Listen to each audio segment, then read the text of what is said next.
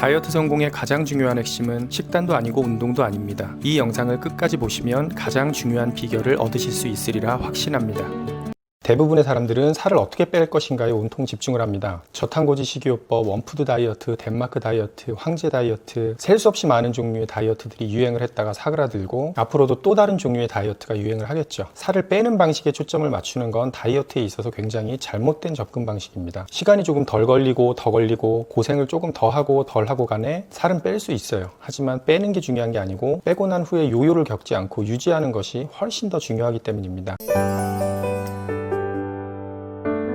살은 잘 빠집니다. 안 먹어도 빠지고 달려도 빠지고 안 먹고 달리면 더 잘 빠지고 수분이 줄어도 빠지고 지방이 빠져도 빠지고 근손실이 와도 빠지고 닭가슴살과 고구마만 주구장창 먹어도 잘 빠집니다. 고구마랑 닭가슴살만 먹고 살을 빼면 식단을 계속 유지할 수 있나요? 평생 그렇게 먹고 살 수 있겠습니까? 다이어트에서 절대 잊지 말아야 할 핵심은 두 가지가 있습니다. 첫 번째는 지속 가능한 방식이냐는 것이고 두 번째는 건강한 방식이냐는 것입니다. 많은 분들이 이미 여러 가지 정보들 혹은 본인의 경험으로 잘 알고 계시겠지만 살을 빼는 데는 식단 조절이 운동보다 훨씬 중요합니다. 단순히 감량을 하는 데 있어서는 운동의 효과가 식단 조절에 비해서 굉장히 미미하고 조금 과장을 해서 말하자면 운동이 배고픔을 못 참게 하고 더 허기지게 해서 오히려 감량에 방해가 될 수도 있다고 그렇게 생각을 해요. 하지만 운동을 병행하면서 다이어트를 해야 합니다. 그 중에서도 웨이트, 근력 운동을 병행해서 다이어트를 해야 돼요. 늘어난 나의 근육량이 앞서 말씀드린 첫 번째 핵심 사항, 즉 지속을 가능하게 해주기 때문입니다. 기초대사량이 늘어나서 똑같은 음식을 먹어도 살이 덜 찌고 똑같이 움직여도 더 많은 칼로리를 소비하는 그런 몸이 되기 때문이에요. 나는 운동 안 하고 식단 조절로만 뺄래. 그렇게 빼셔도 됩니다. 요요만 각오가 돼 있으시다면요. 그래, 식단 조절은 기본이고 운동도 병행하면서 다이어트를 해야겠다 결심하셨다면 그 다음으로 중요한 건 뭘까요? 사실 다음으로 중요한 것이 아니고 가장 중요한 것입니다. 오늘 이야기의 핵심이기도 하고요. 바로 구체적이고 명확한 목표, 동기가 필요합니다.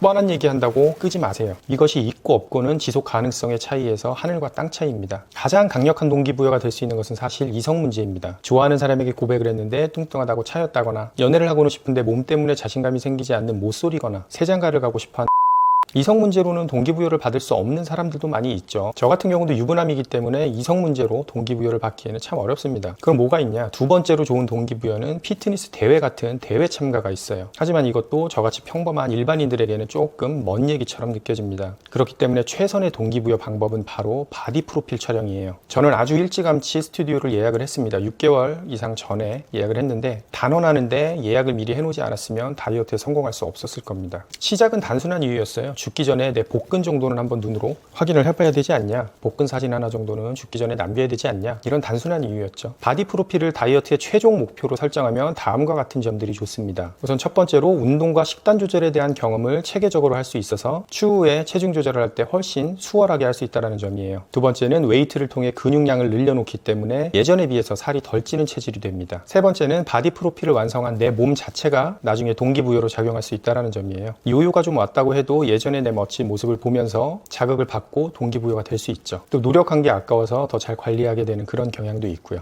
식단 조절에 있어서 많이 먹어야 하는 음식, 먹어도 되는 음식, 먹으면 안 되는 음식, 이렇게 세 가지로 나누는 자잘한 팁 같은 것들도 있는데 영상이 너무 길어지니까 지금 언급하지는 않겠습니다. 그것보다는 지금 말하는 내용이 훨씬 중요하니까요.